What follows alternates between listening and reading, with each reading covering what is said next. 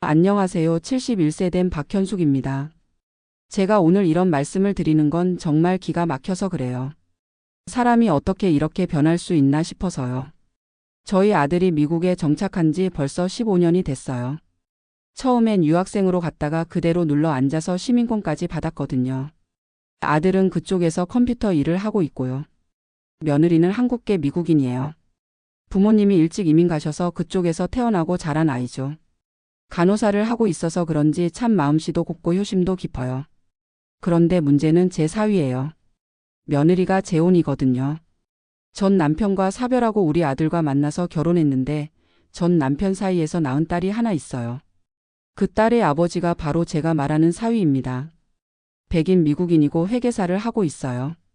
겉으로는 예의 바르고 신사적인 척하지만 속마음은 정말 다르더라고요.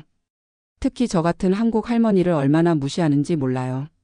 지난해 말에 며느리가 둘째를 임신했다는 소식을 들었어요. 첫째가 벌써 초등학생이니까 터울이 좀 많이 나긴 했지만 어쨌든 우리한테는 첫 손자더라고요. 아들이 전화로 산후조리를 도와달라고 간곡히 부탁하는 거예요. 며느리도 직접 전화해서 꼭 와달라고 하고요. 저야 손자 보고 싶고 며느리 도와주고 싶어서 가겠다고 했죠. 남편은 처음에 말렸어요. 영어도 잘 못하고 미국 생활이 낯설 텐데 괜히 가서 고생만 하는 거 아니냐고요. 하지만 저는 마음이 이미 기울어져 있었어요. 30년 넘게 교사를 했지만 58세에 명예퇴직을 했거든요. 그 이후로는 별다른 일 없이 지내고 있었는데 손자를 돌볼 수 있다는 게 얼마나 설레는지 몰라요. 그래서 3개월 관광비자로 미국에 갔습니다.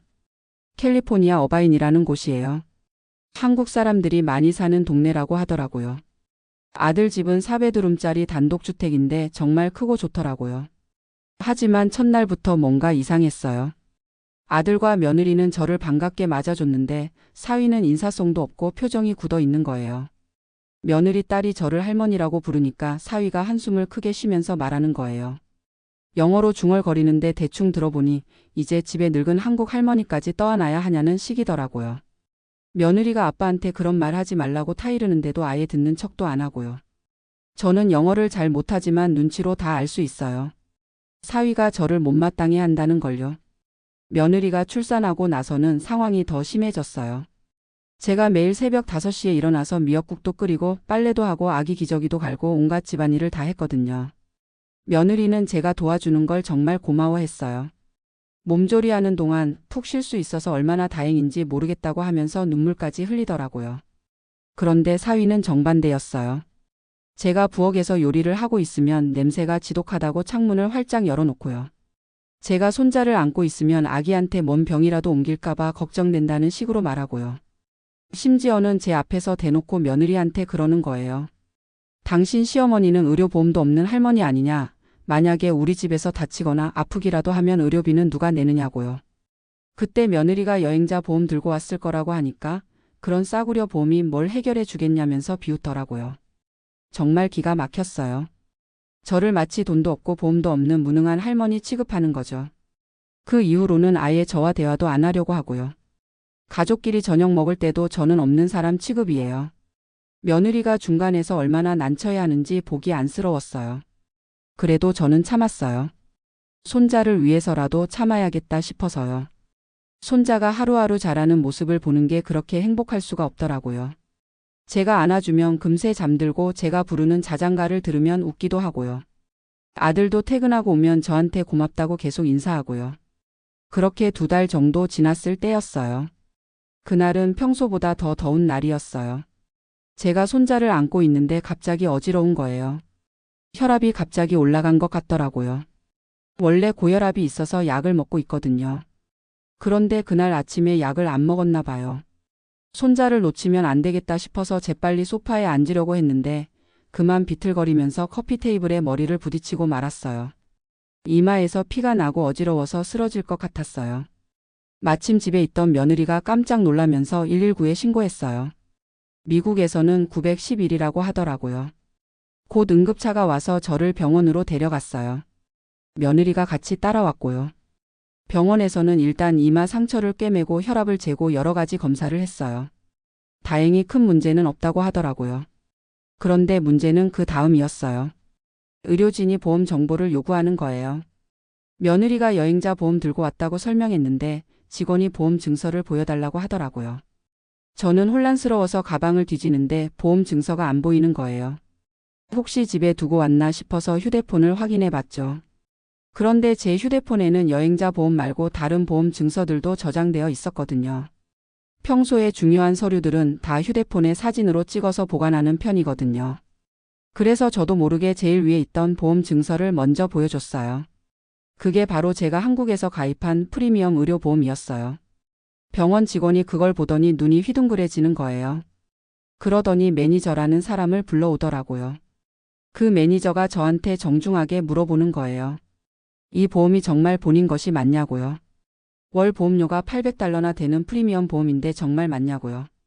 저는 당연하다고 대답했죠. 그러면서 보험회사에 전화해서 확인해 보라고 했어요.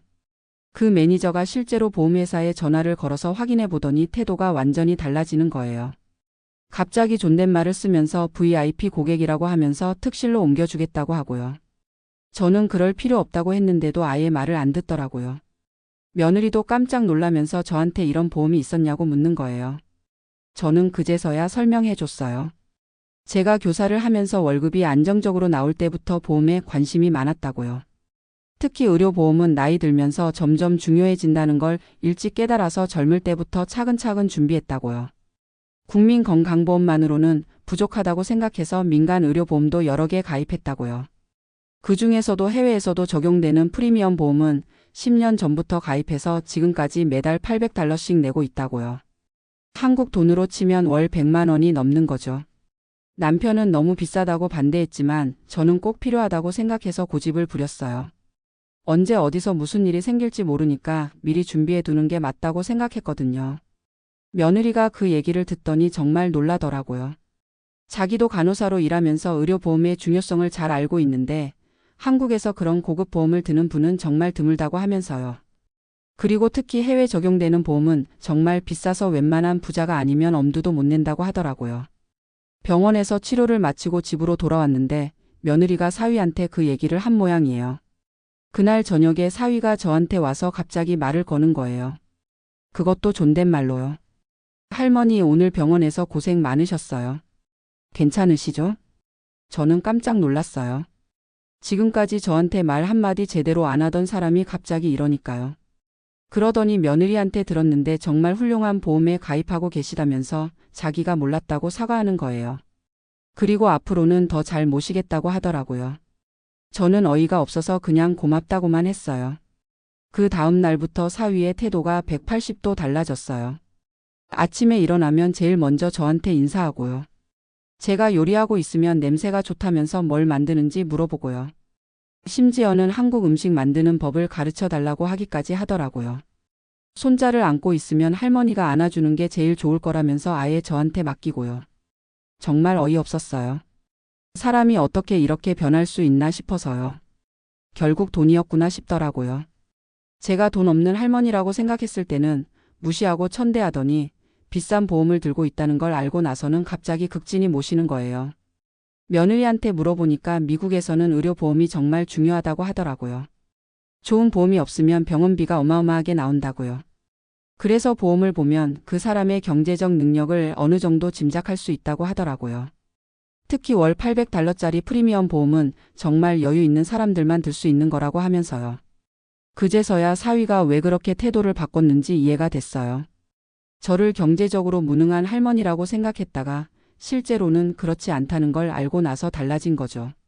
그 이후로는 정말 극진하게 모셔줬어요. 제가 좋아할 만한 한국 음식을 주문해 주기도 하고요. 한인 마트에 데려가서 필요한 것들을 사주기도 하고요. 심지어는 제가 한국으로 돌아가기 전에 미국 여행을 시켜주겠다고 하기까지 하더라고요. 하지만 저는 그런 사위의 모습이 오히려 더 불편했어요. 진심이 아니라는 게 뻔히 보이거든요. 제가 돈이 있다는 걸 알고 나서 잘해주는 거지 정말 저라는 사람을 존중해서 그러는 건 아니잖아요. 그래서 예정보다 일찍 한국으로 돌아왔어요. 3개월 있을 계획이었는데 2개월 반 만에 돌아온 거죠. 아들과 며느리는 아쉬워했지만 저는 더 이상 있고 싶지 않았어요. 한국에 돌아와서 남편한테 그동안 있었던 일들을 다 얘기해 줬어요. 남편도 어이없어 하면서 그런 사람과는 상종하지 말라고 하더라고요. 하지만 저는 복잡한 심정이에요. 며느리와 손자는 정말 사랑스럽거든요. 특히 손자는 제가 한국에 돌아온 다음에도 화상통화할 때마다 할머니를 찾아요. 제가 부르던 자장가를 기억하고 있는지 제가 노래를 부르면 웃기도 하고요. 그런 손자를 보면 다시 가고 싶기도 해요. 하지만 그 사위 생각하면 정말 가기 싫어져요. 사람을 돈으로만 판단하는 게 너무 불쾌하거든요. 저는 평생 성실하게 살아왔어요. 교사로 일하면서 많은 아이들을 가르쳤고 제 자식들도 잘 키웠어요. 비록 큰 부자는 아니지만 나름대로 미래를 대비해서 차근차근 준비해 왔어요. 보험도 그중 하나였고요. 그런데 그런 저의 노력과 준비성을 알아보는 게 아니라 단순히 돈이 있다는 이유만으로 태도를 바꾸는 사위가 정말 마음에 안 들어요. 요즘도 아들이 전화할 때마다 다시 오라고 부탁해요. 사위도 정말 미안하다고 하면서 다음에는 정말 잘해드리겠다고 하더라고요. 하지만 저는 선뜻 마음이 움직이지 않아요. 한번 실망한 마음이 쉽게 회복되지 않더라고요. 물론 며느리와 손자 때문에 언젠가는 다시 가게 될 것 같아요. 하지만 그때도 저는 조심스럽게 행동할 것 같아요. 사위가 또 어떻게 변할지 모르니까요. 이번 일을 통해서 정말 많은 걸 느꼈어요. 사람은 정말 돈 앞에서 솔직해진다는 것도 알았고요. 특히 외국에서는 의료보험이 그 사람의 사회적 지위를 나타내는 척도가 될 수도 있다는 것도 배웠어요. 그리고 제가 평생 해온 준비가 헛되지 않았다는 것도 깨달았고요. 남편이 비싸다고 반대했던 프리미엄 보험이 이렇게 도움이 될 줄은 정말 몰랐어요. 물론 돈 때문에 대접받는 게 기분 좋은 일은 아니지만 그래도 제가 준비한 덕분에 위기 상황에서 제대로 치료받을 수 있었던 건 다행이라고 생각해요. 요즘 주변 분들한테도 의료보험의 중요성을 강조하고 있어요. 특히 해외여행을 계획하고 계신 분들한테는 꼭 제대로 된 보험을 들고 가라고 조언해 드리고 있어요. 여행자 보험만으로는 정말 부족할 수 있거든요. 제 경험을 통해서 다른 분들은 저처럼 무시당하는 일이 없었으면 좋겠어요. 그리고 특히 시부모님을 모시는 사위분들한테 하고 싶은 말이 있어요. 돈이 있고 없고는 중요하지 않아요. 그분들이 얼마나 힘든 시간을 보내셨는지, 얼마나 많은 경험과 지혜를 가지고 계신지를 봐주세요. 그리고 도움을 받을 때는 감사한 마음을 가져주세요. 돈으로 사람을 판단하는 건 정말 좋지 않은 일이에요. 저도 이번 일로 많이 상처받았지만 그래도 손자를 위해서라도 마음을 열고 지내려고 노력하고 있어요. 가족이란 게 결국 서로 이해하고 배려하면서 만들어지는 거잖아요. 비록 피는 물보다 진하다고 하지만 진짜 가족은 혈연관계보다는 마음으로 이어지는 것 같아요. 앞으로도 저는 제가 할 수 있는 일들을 차근차근 해나갈 생각이에요. 건강도 잘 챙기고 보험도 계속 유지하면서요.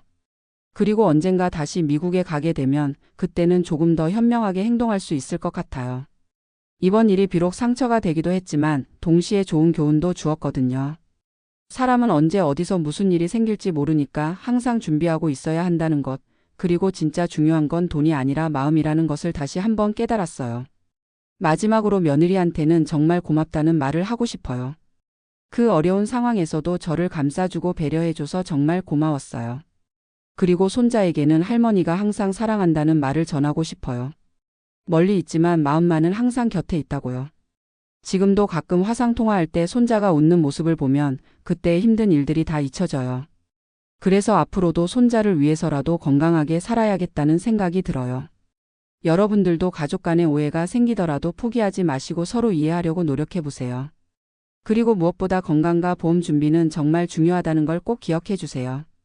제 이야기가 다른 분들한테 조금이라도 도움이 됐으면 좋겠어요. 감사합니다.